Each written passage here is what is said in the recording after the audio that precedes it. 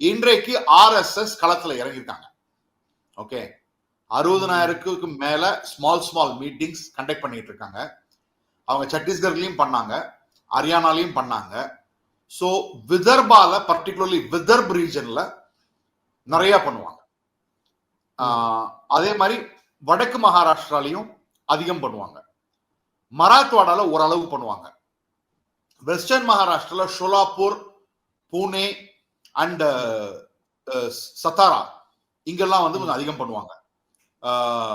அதே மாதிரி பாத்தீங்கன்னா மும்பைல it will not only be RSS, Sangh Parivar organisations. ஏன்னா உங்களுக்கு வந்து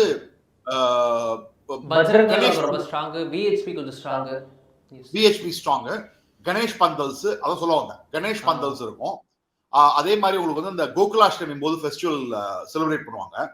இது ரெண்டு வந்து பெரிய ஃபெஸ்டிவல்ஸ். இந்த கணேஷ் பந்தல்லாம் ஆர்கனைஸ் பண்றதும் விஹெச்பி தான் உங்களுக்கு நிறைய பண்ணுவாங்க.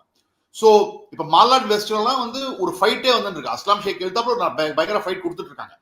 ஓகே, அது வந்து காங்கிரஸ் ஒரு தொகுதி, ஸ்ட்ராங் ஹோல்டு.